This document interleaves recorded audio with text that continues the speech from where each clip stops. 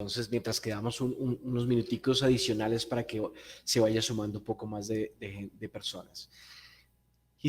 Fue nuestra primera charla, muy afortunado de estar aquí acompañándolos y entregando todo lo que pueda de mi conocimiento, mi experiencia, la aplicabilidad que he tenido durante el tiempo en lo que respecta a mindfulness, pero resulta que mindfulness es una palabra bastante grande, como que ahora es mucho más común, ¿no? Es más de moda la palabra, así que la escuchamos con más seguido e inclusive toma un poquito más de fuerza a la palabra meditación per se, dado que mindfulness viene con una aplicabilidad un poquito más ligera, un poco más sencilla, un poco más amigable, entonces la escuchamos más seguido. Así que en la charla pasada lo que hicimos fue entender un poco acerca de la palabra, hablamos de que mindfulness hablaba acerca de que quiere decir que es percatarse de, estar atento a palabras que utilizamos para de alguna manera llegar a concluir que tiene que ver con nuestro nivel de conciencia plena.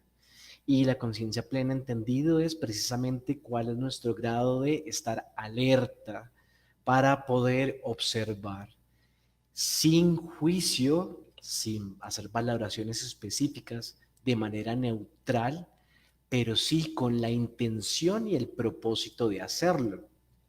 Esa fue como la gran definición que tuvimos en la charla pasada. Hicimos una pequeña práctica acerca de cómo podría ser observar atentamente algo. Y les hacía el ejercicio de cómo me ponía yo de pie y sencillamente, intencionalmente quería observar la silla donde me encontraba, ¿no? Y ver qué me percataba que usualmente no me percato, porque para mí es más fácil llegar, sentarme todos los días, sé que hay una silla, ahí me voy a sentar y la ignoro completamente. Pero ¿qué es venir a otro ritmo? Y hablábamos un poco de la respiración que acompaña ese ritmo. Pareciera que la respiración también me da a mí precisamente un ritmo pausado, un ritmo acelerado, casi que se vuelve como un indicador, una forma en que yo pueda monitorear o medir un poco precisamente ese grado de alerta al que yo hago referencia. Entonces les pedí que se observaran a ustedes mismos, sentados, dándose cuenta de ese espacio. Jugamos un poco con las manos y las pusimos debajo de nuestras piernas para percatarnos de la temperatura, si era un estado un poco más tibio, si era un poco más caliente, cómo se sentía la temperatura en nuestras manos, cómo se sentía la sensación de nuestra piel tocando la superficie de la silla. Pequeños ejercicios solamente como para traernos o situarnos más bien en el poder estar en la postura de estar observando atentamente y con la intención de. Y de alguna manera allí entonces hablábamos que podía aparecer, algo podía llegar a interrumpir esa atención, ¿no? Y era aquello que nos podía distraer. Así que si no estoy atento, estoy distraído. Era un poco como palabras muy coloquiales, muy fáciles que estoy queriendo traer porque lentamente vamos a seguir trayendo más conocimiento y conceptos que se suman a la palabra mindfulness, que es lo gran interesante de este tema, que no es un tema que de darlo en una sola sesión y menos su práctica, pero en cada charla vamos a seguir practicando y mi expectativa es que cuando menos se den cuenta, estás meditando. Así que un reto interesante, pero precisamente entre más sutil venga la posibilidad de la palabra meditación, que por ahora no la quiero traer de esa manera, sino sencillamente es el poder entender el origen del por qué inclusive pensar en eso, ¿no?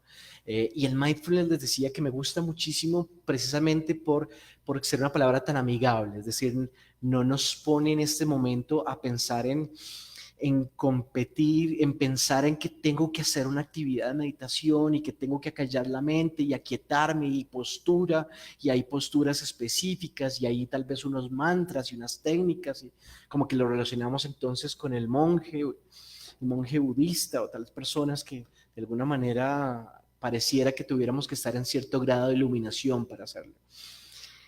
Y yo quisiera proponer algo diferente, algo más desde nuestra cotidianidad de vida, ¿no? Casi que junto con ustedes pudiéramos evaluar la posibilidad de pensar un poco en palabras como la iluminación. ¿Será que es que la iluminación realmente es para personas muy ajenas a nosotros, a personas que definitivamente entregaron su vida a esta búsqueda y solo ellos podrían llegar a hacerlo?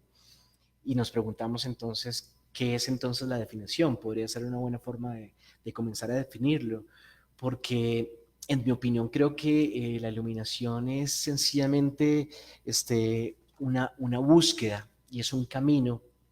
Y en el solo hecho de estar en esa búsqueda, eh, creo que ya estamos encaminados dentro de muchos otros que ni siquiera han querido contemplar la posibilidad de estar en ese camino y en la búsqueda. La pregunta es: ¿en la búsqueda de qué? Y creo yo que la respuesta en la búsqueda del qué está en el ser, es en encontrar ese ser. Y la pregunta es: ¿de qué ser hace referencia? ¿No? Digo yo, de ti mismo, de tu propia esencia, de mi yo soy. El yo soy, ¿qué es eso que realmente puedo decir que yo soy? Así que eso es un poco lo que quiero charlar al día de hoy. También de alguna manera, la charla pasada hablamos de las declaraciones, qué es lo que estoy declarando en mi vida, la relación desde la declaración que viene pegada con el pensamiento, desde acompañado con el lenguaje te lleva a una corporalidad y la corporalidad te va a llevar entonces a la manifestación de una toma de decisiones que contribuye a un comportamiento específico y te lleva a vivir una experiencia. Ese es como el proceso. Y de alguna manera, fíjate que de la forma en que inicié es desde el pensamiento, ¿no? Desde el origen de esa maquinita que tiene la capacidad de producir pensamientos. Y hablábamos entonces que esa maquinita era la mente. Recordábamos cómo la mente tiene esa capacidad de producir más de 60.000 pensamientos al día, y eso son por investigaciones realizadas. Esto ya es información que traigo de bibliografía. O sea que es así. Y nos preguntábamos un poco entonces, si yo pienso 60.000, ¿cuál será la calidad de mis pensamientos? Primera pregunta: ¿positivos o negativos? Eh, y de allí también nos preguntábamos, ¿y yo qué hago con 60.000 pensamientos? ¿Valdrá la pena tener todos esos pensamientos? ¿Cuántos de esos, si lo trajéramos como una fórmula de Pareto, 20%, 80, 20% que realmente hacen o demuestran lo realmente esencial e importante en mi vida en un 80%? ¿Sabes? Y de ser así, entonces, y el otro 80% de pensamientos, ¿qué andan haciendo por allí por mi mente? Porque la gran pregunta sí es que esos otro 80% de esos 60.000 pensamientos no se van a ningún lado. Están por ahí rondando, buscando su propio espacio, buscando su propio lugar, buscando su propia forma de manifestarse. Y ya con eso creo que voy a iniciar la charla del día de hoy. Tenemos 46 personas en sesión y creo que ya llevamos 10 minuticos esperando, entonces podríamos iniciar. Quiero iniciar con eso. Y sabes que se me vino en la cabeza ahora contándote esta premisa, ay, pero sin el estigma de lo que voy a decir, y es: pareciera un poco como el coronavirus. ¿Cómo así que con el coronavirus? Pues como ya hemos aprendido tanto, porque al final de cuentas escuchando noticias nos obligan y nos enseñan y nos cuentan 1000 veces de cómo es que funciona el famosísimo virus, pero de alguna manera esta molécula que anda viajando lo que necesita es buscar un lugar en donde incubarse. Si él busca un lugar en donde incubarse, y su propósito esencial es que cuando encuentre en donde incubarse, lo que necesita es multiplicarse. Si no lo logra, él muere. ¿Lo ves? Así es que funciona precisamente el contagio. Y está buscando el vehículo, este virus está buscando el vehículo para poder entonces hacer todo ese proceso de procreación. Y claramente los humanos somos el vehículo más fortalecido, más expedito para este contagio del virus, ¿no? Para que se pueda propagar. Nos contagia, entra en nuestro cuerpo, lucha por encima de nuestro sistema inmune o lucha contra el sistema inmune, depende quién gane o no esa batalla, ¿no? Por eso es que hablamos de algunos fortalecidos del sistema inmune y los más débiles en más alto riesgo, de eso se trata precisamente. Pero si logra, su batalla es buscar incubarse y multiplicarse para seguir expandiendo, si no, muere. Pues con eso me suena muy parecido como a los pensamientos, porque de otra manera imagínate qué hacemos nosotros con 60,000 pensamientos al día.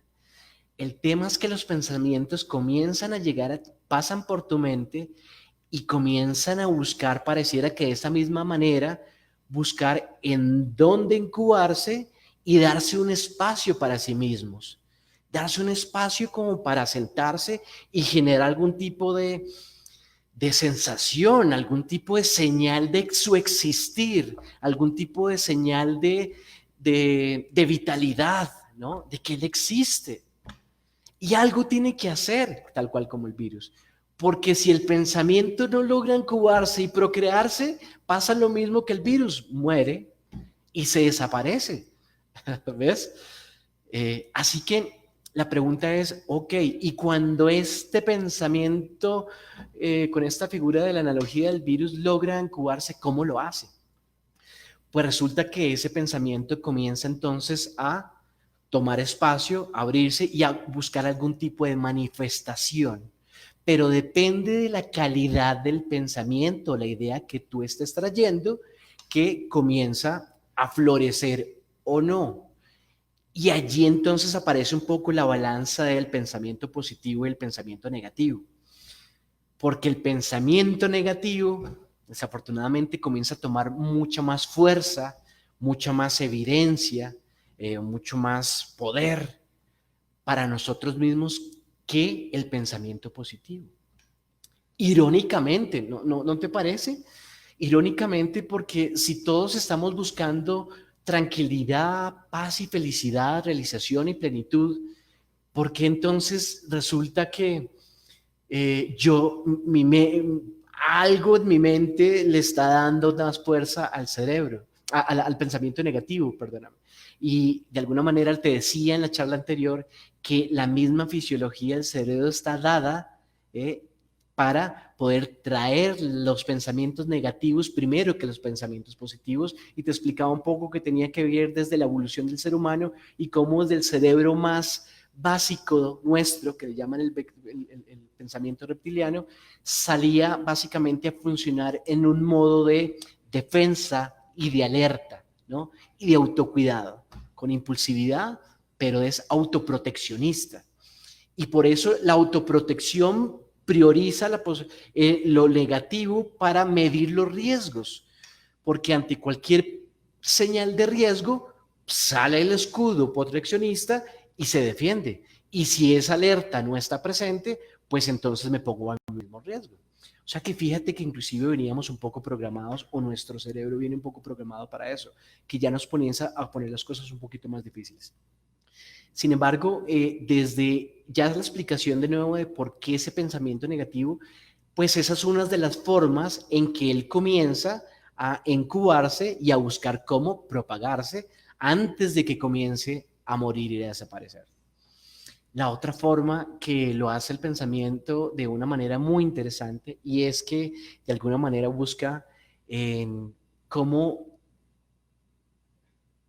tomar la identidad de tu ser. Cómo tomar la identidad de tu ser. Es decir, cómo llevar a que el pensamiento, a que desde mi ser, comience a creer que todo esto que estoy pensando hacen de mi propia identidad o definen quién soy yo. Y ahí te lanzo la primera pregunta. Entonces, ¿qué te define a ti como persona? Ojalá tengamos ese cuadernito o esa hojita que teníamos la vez pasada, porque todas las charlas les voy a mandar algunas preguntitas que son los regalos que se pueden llevar para seguir reflexionando. Esta es una buena pregunta para quedarte, para que te lleves. Y es, ¿qué te define a ti? Porque eso que te define, lo que te estoy diciendo, que tiene que ver con la calidad y con el volumen de pensamientos que está pasando por tu mente.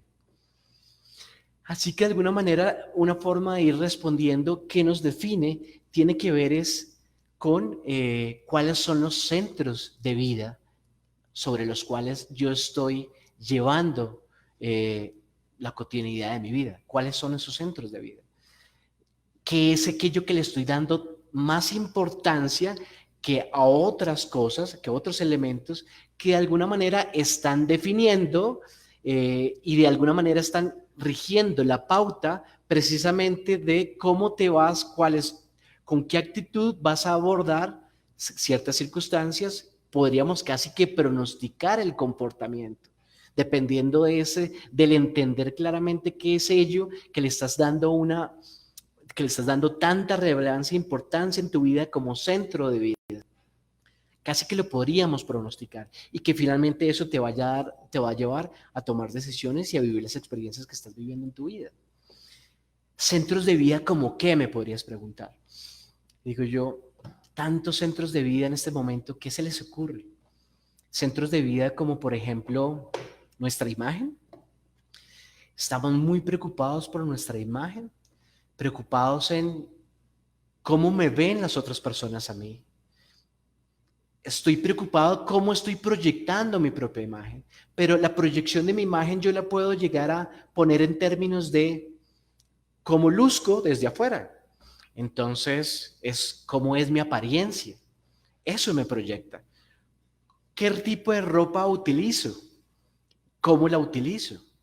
Si para mí es importante un juego de una pinta que combinen sus colores y que ojalá lleve por ahí una marquita, ¿no? Una marquita del diseñador o de la tienda donde la compré y ojalá se vea como bastantico para que me la reconozcan y digan, ah, es que Majid es el que se viste bien y con marca, ¿no? Y yo ya sé, yo vivo porque esa es la proyección que estoy mandando. La imagen de cómo me ven, la imagen de yo lo que estoy proyectando y mi centro es entonces que lo que voy a estar haciendo es precisamente las decisiones van a estar girando en torno a eso, a darle prioridad a ese aspecto específico, a cómo cuidarlo, porque en el momento en que ese centro de vida comienza a ser confrontado o retado o desafiado, a mí lo primero que va a ocurrir es que me retan a mí mismo, pareciera que retan a mi propia, me están retando mi propia identidad, a mi yo soy en ese momento, porque si entonces se fractura esa proyección de mi imagen, entonces, ¿qué van a decir de mí? ¿Qué va a pensar el mundo de mí? ¿Y yo dónde voy a quedar? Y comienzo entonces a generar cierto estado como de incomodidad, pareciera un poco de sufrimiento, y esa palabra la traigo a propósito y ya te la voy a traer. Y es que fíjate cómo se crea una insatisfacción que pudiera ser un propio modo de autosufrimiento. Traigamos otro centro de vida y centros de vidas más comunes. No quise llegar a ese primeras, pero ahora sí abordémoslo. El dinero, podría ser el dinero entonces. Es decir, desde el foco de cuánto todo lo que yo hago está regido por la posibilidad de la acumulación del dinero, ¿no? De cómo yo tengo dinero que me sea mayor al que yo necesito para vivir y que tengo unos niveles de dinero que superan toda esa sensación, pero además de eso lo que hago es que me cubro con ese reflejo de que tengo más dinero del que necesito, que tengo más dinero del compañero de mi izquierda, el compañero de mi al lado, que tengo más dinero de mis vecinos y que de alguna manera me lleva a otro centro de vida y lo demuestro a través de las posesiones. Entonces la posición que ahora me rige es pues lo que acompañe que yo tengo dinero. Es decir, llego con un muy buen carro, un carro de lujo, mi reloj es un reloj de marca y así sucesivamente. Así que ahora los procesos y ideas de pensamiento van a trabajar en función de mantener esa proyección de centro de vida de dinero, porque en el momento en que yo ya no pueda estar en ese estatus y en ese posicionamiento que me ubica a mí de tener dinero y de proyectarlo, entonces, ¿quién soy yo? me están confrontando y desafiando esa sensación de que mi propia identidad, que estaba regida por lo que me provee a mí y llena la sensación de dinero, ya no va a estar. Y si no está, entonces, ¿qué va a pasar conmigo? En el momento en que comenzamos a abrir espacio para vivir de esos centros de vida, comienzan a tomar tanta fuerza que comienzan a hacerse tu propia identidad. Pero no solamente hacerse. Y ahí quiero tomar una palabra que es un poquito más fuerte, y es, pareciera que eso te roba tu propia identidad. Porque ¿en qué momento vinimos a la vida a vivir desde esos 2 centros, 3 centros de vida que ya hablamos? ¿En qué momento realmente nuestra supervivencia depende de esos centros de vida, de imagen, posesión o dinero, que fueron 3 ejemplos que acabo de traer? ¿Realmente sin esos 3 mi vida se siente amenazada? Es decir, ese es el alimento que necesito como ser humano para poder sobrevivir. Una semana, que es el tiempo que necesitamos sin alimentarnos, podemos durar. O 3 días sin agua, ¿es el agua que necesito para beber, para sobrevivir? ¿O es realmente los recursos y las habilidades que necesito para mi propia supervivencia? Y una pregunta más profunda, ¿de verdad es eso lo que me hace a mí feliz? ¿Está en esos centros de vida la felicidad? Y esos son centros de vida que te traigo porque son los más comunes. Pero déjame contarte otros centros de vida, y hay muchísimos más, que pueden llegar también a jugar en nuestras vidas y a ponernos un poco en este jaque que te estoy contando. Centros de vida en la familia. ¿Qué tanto el sentido de querer pertenecer a nuestra familia comienza a regir las decisiones que yo tomo en mi vida? Inclusive aún estando en pareja. Cuando le doy tanta importancia a la palabra de mamá, a la palabra de papá, a la palabra de mis tíos, a la palabra de mis hermanos, porque según lo que ellos piensen y determinen de lo que yo hago con mi propia vida, entonces me voy a sentir bien o me voy a sentir mal. Y ahí de entrada precisamente florece es una necesidad que ata ese centro de vida, y es el sentido de dependencia, de una dependencia emocional. Y la dependencia emocional, como toda dependencia, comienza a jalar unos hilos que comienzan a ser un poco más inefectivos, que nos roban un poco más realmente de esa esencia de la que yo estoy hablando. ¿Sabes? Otro centro de vida. Y puede sonar un poquito polémico, pero me parece que el ser polémicos puede ayudarnos a un buen debate, una buena tertulia y a compartir ideas entre nosotros. Pero podría ser que la misma religión podría llegar a ser un centro de vida. Es decir, hasta cuanto yo determino algunas religiones que de alguna manera tienen dentro de sus escritos el cómo debe ser un comportamiento específico, y todo aquello que se aleje del comportamiento es rechazado y no aceptado dentro de nuestra comunidad religiosa, ¿sabes? Porque eso no se puede hacer, porque eso es mal visto y porque eso puede ser una ofensa a un Dios y puede devolverse como un castigo de Dios. Por tanto, todo me rige es dentro de un parámetro que no está dentro de mi propia esencia, sino que ya eso hace parte de mi propia identidad. Y mis ideas de pensamiento están centradas en función de ese mismo centro de vida. ¿Lo ves? Y así puedo continuar. Centros de vida con los amigos, ¿no? De qué tanta es esa dependencia con los amigos. Centro de vidas con algunos hobbies de pronto que ya te atan tanto que comienzan a restringirte un poco como tu capacidad de respuesta. Así que finalmente, de alguna manera, a donde quiero llegar es que ese ser que tú eres, ese ser interior que te hablaba, que en la charla pasada hablábamos que sin duda tu ser y la esencia que florece de la expresión de la humanidad está en nuestro interior, que nace de adentro hacia afuera. Pues esa esencia ahora entonces tiene que comenzar a competir con con una entidad que tiene esta capacidad de fabricar esos pensamientos y que estos pensamientos pareciera que comienzan a generar ciertos centros de vida porque es la reacción o el sistema inmunológico innato del pensamiento a no dejarse desaparecer. Como se los contaba a ustedes en la analogía del coronavirus. Y es la mente, es la mente.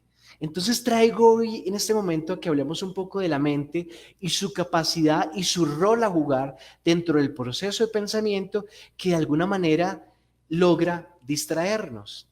Ahí te lo estoy conectando con mindfulness y es, si yo en mindfulness soy una persona enfocada, concentrada, atenta, en conciencia plena, alerta a lo que ocurre en mi entorno, en mi estado interior, para poder estar en capacidad a sentir y leer los estados interiores de los otros o de lo que está pasando. Entonces, hablábamos de los distractores y aquí hay un distractor que es sumamente fuerte y es precisamente los pensamientos. Y estoy seguro que muchos de ustedes, de hecho, en la sesión pasada me hablaban y me decían, doctor, ¿cómo puedo hacer que me cuesta trabajo concentrarme? Me decía Mayid, ¿cómo hacemos que hay muchos distractores y cómo puedo hacer a un lado los distractores? ¿Cómo puedo estar más enfocado?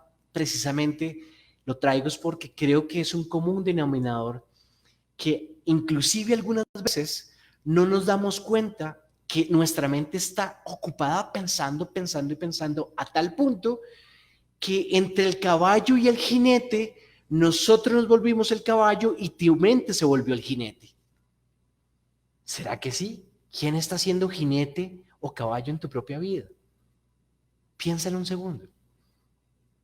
Anótalo en tu hoja. ¿Quién está siendo caballo o jinete en tu propia vida?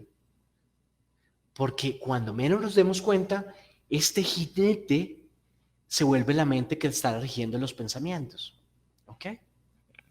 Y allí es cuando comienza alguien más que no exactamente nuestra propia esencia, tomando el control de la rienda de hacia donde sí quisiéramos dirigir nuestra vida, hacia querer demostrar nuestra esencia, lo que es importante para nosotros, lo que tiene significado en nuestra vida y nos da sentido.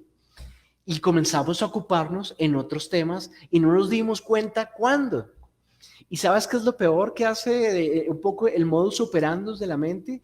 Y es que nos hace creer que si nosotros no estamos pensando, estamos perdiendo el tiempo. Estamos siendo como inefectivos, estamos emperezados, ¿no? Entonces queremos estar pensando todo el tiempo. Bueno, pero vaya y venga que lo que esté pensando sea productivo. Pero ¿y si no? ¿Tú sabes cuál es uno de los orígenes más importantes del estrés? Precisamente es ese. Es todo ese flujo de pensamientos que están trayéndote ideas y que de alguna manera con el 0.11% tú si realmente estás haciendo algo para tomar acción o tomar decisiones y hacer algo con eso. Cada vez que tomas acción y decisiones, por lo menos como un exhausto, estás exhaustando y depurando eso de ese pensamiento específico, pero los demás no. Entonces, ¿en dónde se quedaron estancados? Es la pregunta. ¿En dónde se quedaron estancados? Porque como el coronavirus, estos ya se posicionaron, se incubaron y se están procreando y se están multiplicando y se están expandiendo. Y mira la velocidad con la que esto se desarrolla y están ahí ocupados. Y esa es la invitación del mindfulness. La invitación del mindfulness es reconocer que esa fórmula no tiene por qué ser así. Que la mente también tiene que tener un modo para pensar de manera productiva y de manera efectiva. ¿Qué quiere decir? Es en lo que sí debo estar ocupado, en lo que sí debo de estar atendiendo, en lo que sí realmente me lleva y me moviliza un paso más hacia el poder avanzar hacia mi realización personal, hacia mi plenitud personal, sin perder un segundo más, sin perder un minuto más. No más, porque quien nos está robando tiempo y minutos de nuestra propia vida, eres tú mismo. Eres tú mismo, pero es que hoy nos vamos a acostar y hoy ya el día se fue y ya mañana arrancamos. ¿Y qué tanto realmente pudimos sacarle provecho a todos esos pensamientos? ¿En cuántos pudimos ser realmente efectivos? Y de los que realmente los utilizamos para tomar decisiones, ¿cuántos me movieron un paso más allá a mi propia realización y felicidad personal? ¿Cuántos? Confrontémonos desde un indicador, desde que nos permita realmente comenzar a decir, oiga, sí o no, no desde la teoría, desde los hechos. Y no mires desde lo que estoy diciendo, míralos de tus propios zapatos. Y piensa esto cómo funciona en tu vida, ¿sabes? Esos centros de vida comienzan a definirte y me hablaban en la sesión pasada, Majid, ¿será que podemos hablar del ego? Bienvenidos al concepto del ego. Porque el ego precisamente es la entidad que se aprovechó de los pensamientos que tienes alojados inútiles con centros de vida que van en contravía de tu propia esencia, de tu propio ser, de tu propio yo interior, para poder convertirse en una entidad y tomar posesión de ella. Y ese es el ego. El ego es el que está arropándose en los centros de vida para ponerse esas ropas todos los días, para vestirse de la imagen, para vestirse del poder, para vestirse del dinero, para vestirse de la familia, para vestirse de la calidad de mis relaciones, para vestirse del cargo que yo ocupo, para vestirse del poder o de grado de influencia que puedo generar con otros o sobre otros. Esa es el ego, es una entidad fantasmal que se hace presente y se apropia de eso. Es una identidad ilusoria porque te hizo creer que esa es la identidad de lo que tú eres. Y como tú no te dabas cuenta de ello, lo que hiciste fue que en tu vida ahora dices que es eso lo que tú eres. Y todo lo que venga, que comience a confrontar, a retar o a desafiar ese ego de lo que yo soy hoy día, pues tengo que salir a defenderme como sistema inmunológico. Como sistema inmunológico tengo que salir a defenderme de eso que me viene a mí. Y oiga, no, ¿por qué? Porque es que si eso si algo de eso se llega a entrar bajo la fisura y a darme cuenta y a romperme y a darme cuenta que realmente esos centros de vida y esa identidad no soy yo, entonces ¿yo qué soy? Y entonces, ¿qué va a pasar de mí? Entonces, ¿qué ruta o qué camino tengo que encontrar yo aquí ahora de en adelante para poder avanzar? Si ese no era. Y allí aparece algo muy importante y es que llegar a ese punto de madurez y de conciencia personal y pararte allí puede ser doloroso. Puede ser doloroso. Eso puede doler. Y puede doler más aún cuando ha pasado el tiempo y han pasado más los años. Y entre más años tenemos en la vida y nos estamos dando cuenta que estamos en el lugar, puede doler. Puede doler porque entonces la pregunta es, ¿cómo me encuentro y cómo reconozco mi propia esencia? Y si yo me hubiera encontrado con mi propia esencia años atrás, entonces, ¿qué hubiera hecho diferente? ¿Y qué tipo de vida hubiera llevado? ¿Y qué tipo de vida hubiera llevado? ¿Y qué cosas sí hubiera hecho? ¿Qué cosas sí hubiera hecho que no quise hacer, que no pude hacer, porque los centros de vida me marcaron que eso no era, que ese no era el camino, pero que iban en contravía de mi propia esencia de vida, de mi propio sentido de existir, en función de algo que me genere un propósito noble superior, al cual puede darle razón y justificación a mi existencia. ¿Qué hubiera hecho diferente y qué hubiera dejado de hacer? ¿Y qué hubiera no hecho? ¿Qué no hubiera hecho? Porque hoy reconozco que ni era el camino, ni tal vez necesariamente era lo mejor para mí o para otros, ¿sabes? Por eso puede doler un poco. Pero entiendo que estamos en una audiencia también donde contamos con maestros y también podemos verlo en términos de nuestros estudiantes. Fíjate entonces la necesidad que están teniendo nuestros estudiantes y lo que nosotros sí podemos aportar y contribuir a toda nuestra comunidad, nuestros estudiantes. Es que entre más rápido nosotros nos encontremos con nosotros mismos y fluyamos y vivamos una vida desde nuestra propia esencia, vamos a ser infinitamente mucho más felices. Y ojo que yo no estoy hablando de si me eduqué, si tengo grados, si logré, porque estoy seguro que desde el corazón y la esencia pura de nuestra existencia podemos hacer tantas cosas y tan lindas y tan solidarias y tan humanas y tan misericordiosas que solamente eso pueden llenarnos la vida sin tener un peso en el bolsillo. Yo creo eso fielmente, que eso sí es posible. Así que mira el regalo que podemos también poder llevarle eso a nuestros estudiantes desde ese punto de vista, ¿sabes? Que es un tema muy valioso. Ahora, la clave es que entonces, ¿cómo combatimos un poco con ese ego? ¿Cómo rompemos ese proceso de pensamiento? Y ese proceso de pensamiento lo comenzamos a encontrar con técnicas como el mindfulness. Es comenzar a aquietarnos un poco, es comenzar a pausar un poco, es comenzar a desacelerar un poco.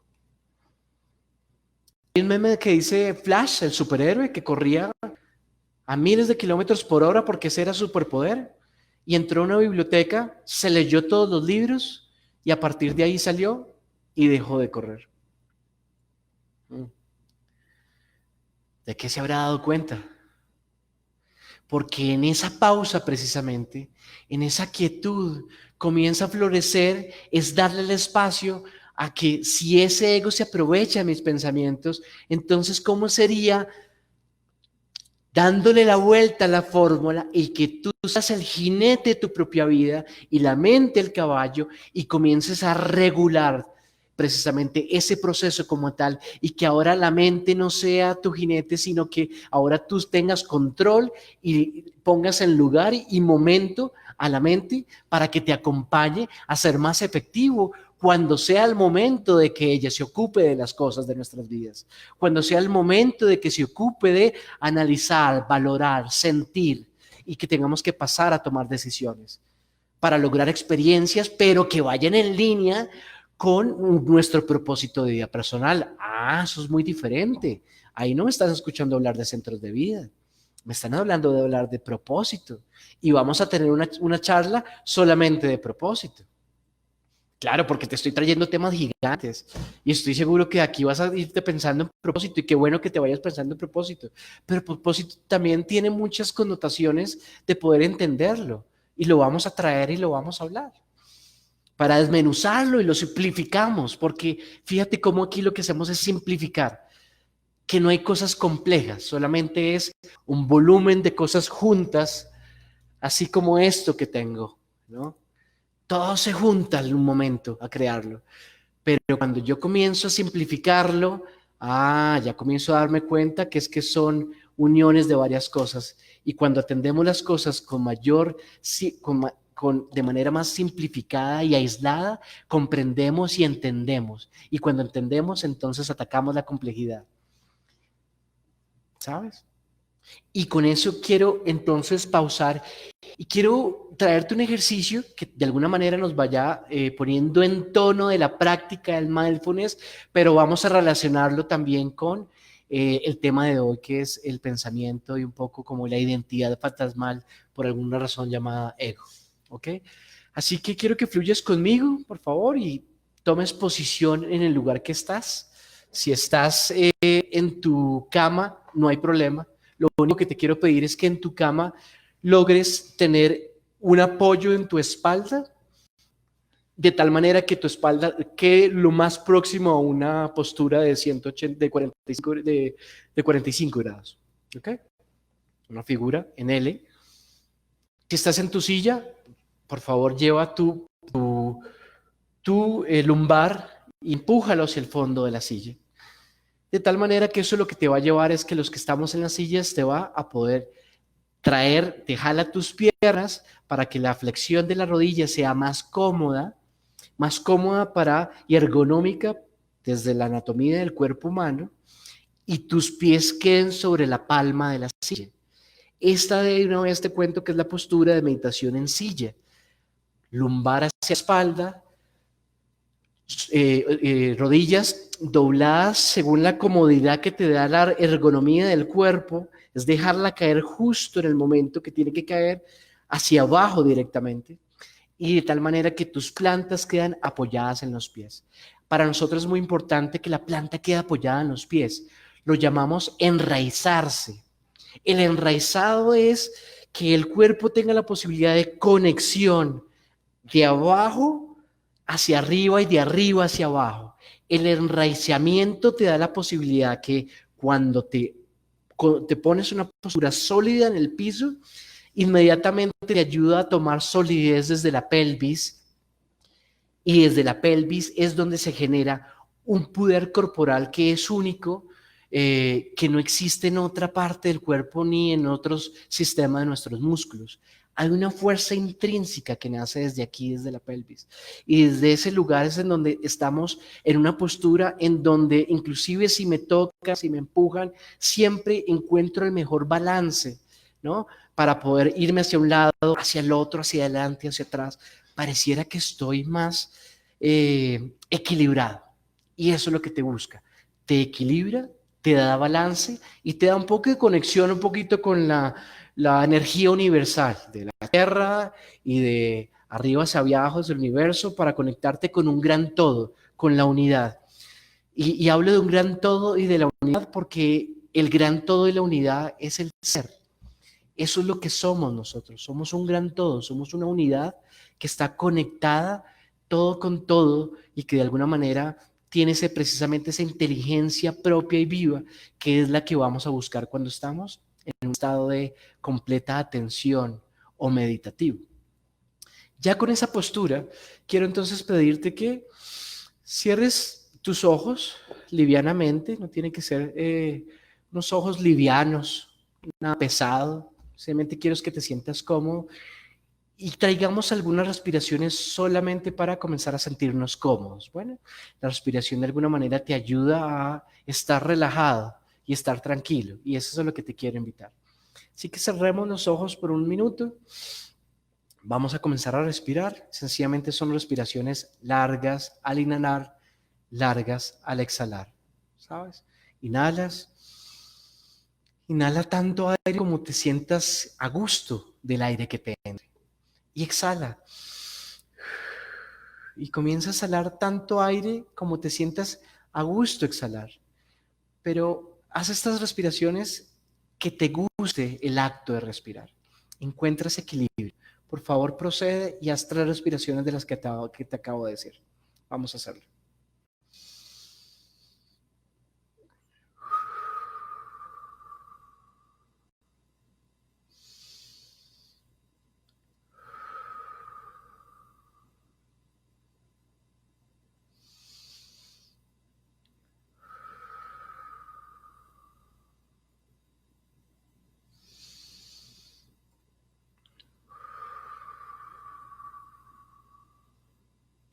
Trae tu atención a la respiración. Es decir, siente y observa cómo entra el aire a tu cuerpo. Siente y observa cómo sale el aire a tu cuerpo. Comienza a elevar tu nivel de conciencia trayendo tu atención al acto de la respiración. Compite el pensamiento atendiendo tu respiración.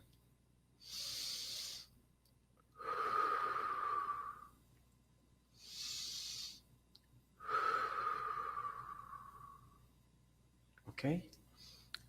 Ahora quiero que sigas mi voz con los ojos cerrados y no pares de respirar. Quiero que vayamos a hacer un conteo y vamos a hacer ese conteo del 1 al 10 a tu propio ritmo. Pero quiero que lo hagas de la siguiente forma. Quiero que digas el número en un diálogo interior, que pronuncies interiormente el número y traigas la imagen del número a tu mente. Después sigues con el siguiente número. Pronuncias internamente el número y traes la imagen del número a tu mente. Hazlo así hasta que llegues a 10 y puedes iniciar ahora.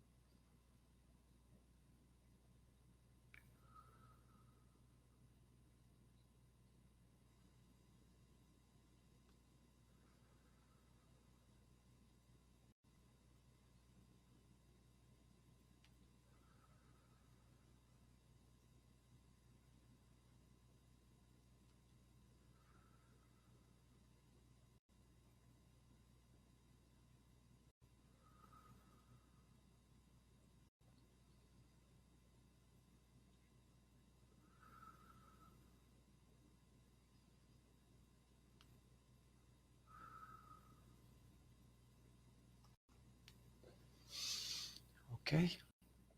Ahora quiero pedirte que para ir terminando el ejercicio, traigas tu atención de nuevo a la respiración y vamos a respirar de nuevo, hacer respiraciones profundas. Inhalamos, dejamos salir el aire y nos relajamos con cada respiración. Inhalamos, dejamos salir el aire que te ayude a estar más tranquilo y relajado. Inhalamos una última vez. Dejo salir el aire que me ayude a estar en paz y tranquilidad. Ya puedes, cuando sea tu momento, puedes abrir los ojos, volver aquí conmigo. Y la pregunta es, ¿cómo experimentaste el ejercicio? ¿Sabes? ¿Cómo te fue? ¿Qué tan fácil te fue observar los números? ¿Qué tan fácil te fue observar decir y pronunciar internamente el número? Me están diciendo que gracias por esa actividad, Nora, a ti, pero esto hasta ahora es una muestra chiquitica de lo que puedes llegar a hacer con mindfulness. Imagínate el impacto que puede tener. Y los que pudieron lograr hacer el ejercicio completo, traer la imagen y hacer el sonido primero, de nuevo, fíjate cómo la técnica nos ayuda a comenzar a competirle al pensamiento, porque ahora tengo plena atención percatándome con propósito sobre esta actividad específica de traer imagen con sonido. Y eso me pone a un lado. Esas son las técnicas que vamos a utilizar para anclarnos y comenzar a desarrollar el músculo de la meditación mindfulness. Por un lado. Por otro lado, lo que te quería demostrar era lo siguiente. Qué bueno, Hilda, me encanta. Trabajo contigo, Hilda, entonces que me dice que lo lograste. Hilda, tú que viste la imagen y que pudiste hacer el sonido, ¿qué significaría eso entonces? Primera pregunta, ¿quién fue el que pudo observar la imagen? ¿Y quién fue el que pudo escuchar? Estábamos en completo silencio, pero la imagen apareció y el sonido emergió y los dos estuvieron allí a mi servicio y por voluntad. ¿Sabes? La pregunta es, ¿quién los observó? Parece que hay alguien, algo superior, hay un testigo que tiene la capacidad de observar y darse cuenta de. Y ese testigo, ese aquel que puede observar, es el que queremos ir a buscar cada vez que nos aquietamos para que se dé cuenta de algo mucho más allá de lo que somos y para que se conecte realmente con lo esencial y con lo que es importante para mí y que no tiene juicios de valor y que no tiene centros de vida o de atención y que en ese lugar neutral solamente no necesitamos nada más. Todo está bien en ese lugar. No hace falta más. Ahí hay tranquilidad pura. Ahí hay esencia pura. Ahí hay vida pura. Allá no hay nada que necesite para mi existencia. Mi existir ya está dado. Mi existir no depende de otras cosas. Por lo tanto, podemos concluir que mi existencia entonces mi existencia no depende de esa identidad de lo que creo que yo soy. Mi existencia no depende de mi nombre al cual se refieren de mí, que me hacen llamar Mayida Alfonso, porque hay algo que pude observarlo. Y si pudiste observar, como Hilda, como Nora, las imágenes y los sonidos, entonces acabas de observar tus propios pensamientos. Acabas de observar tus propios pensamientos. Lo cual también podríamos llegar a concluir que nosotros no somos el pensamiento. Y ahí tenemos cómo comenzar a dar entendimiento a que entonces sí hay algo superior y que no soy eso que me determina y eso es lo que me define.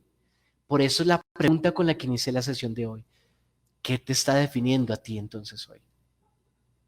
Acabaste de ver tus propios pensamientos porque funcionan como un televisor.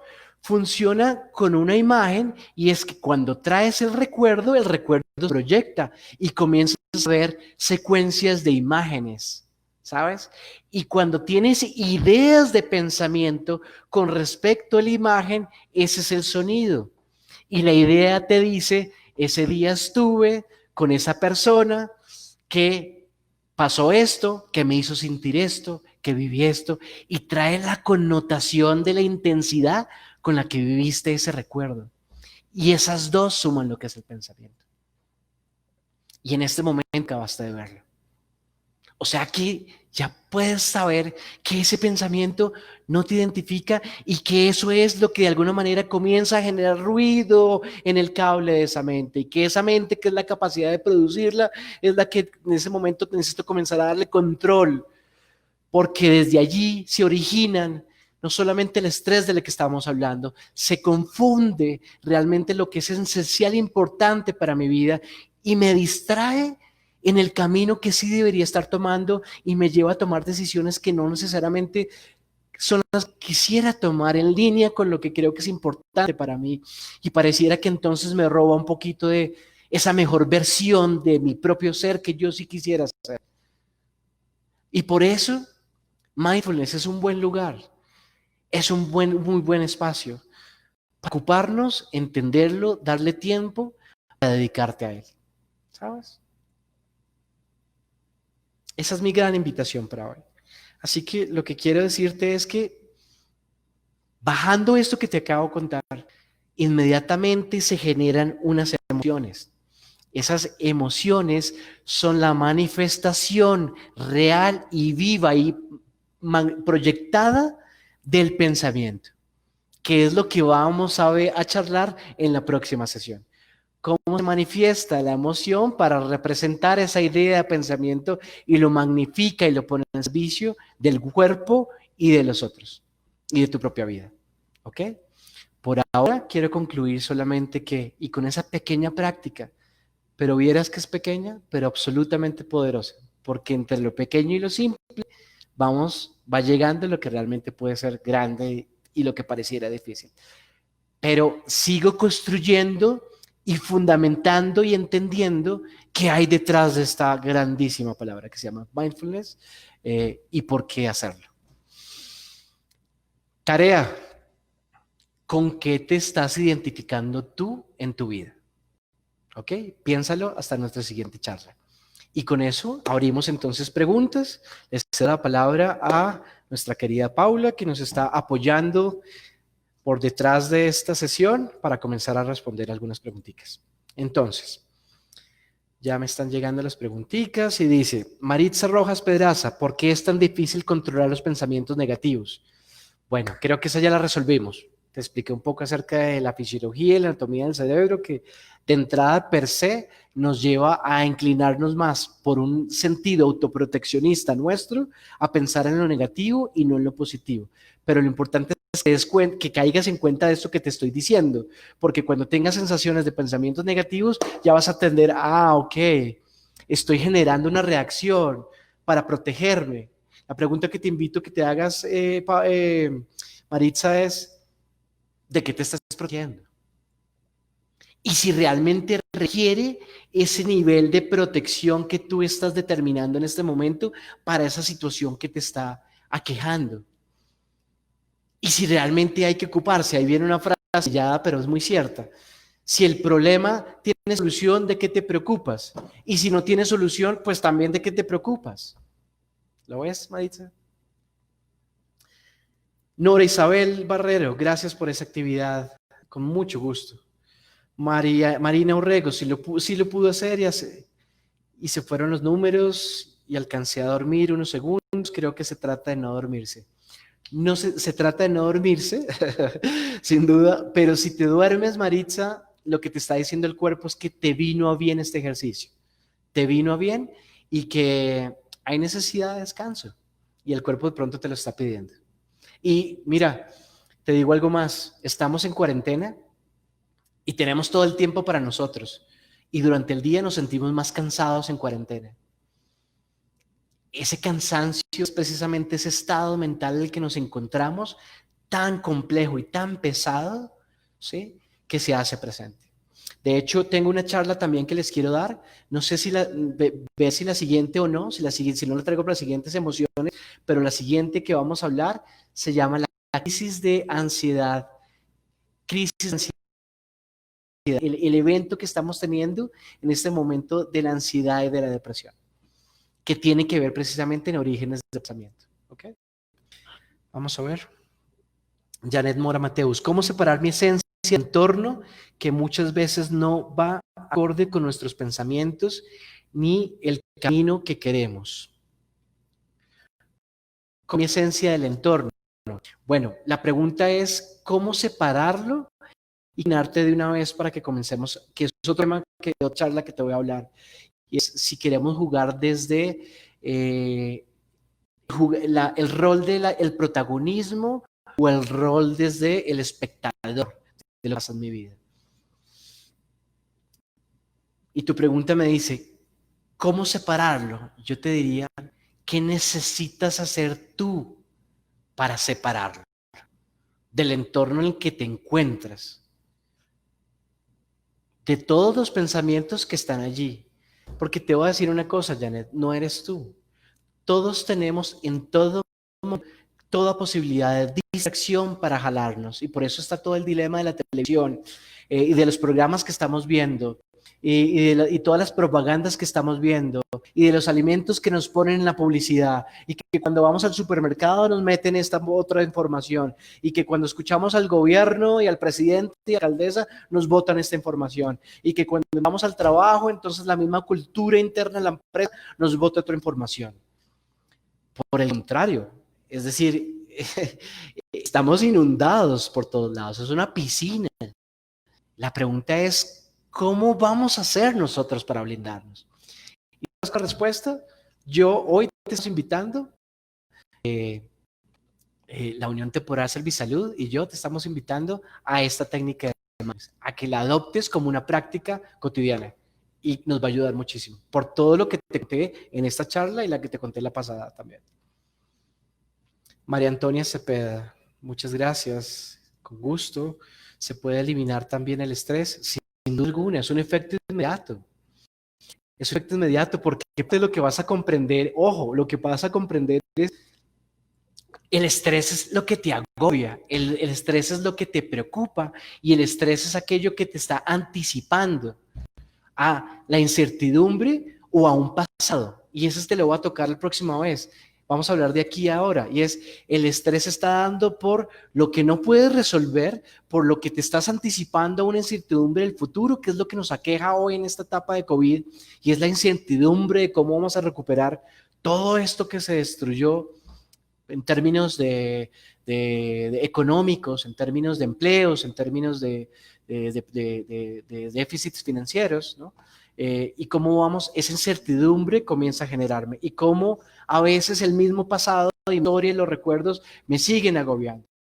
Así que sin duda lo combate completamente el estrés. Lo combate con tasas porcentuales efectivas bajo investigaciones precisas, en no un porcentaje menor al 35%.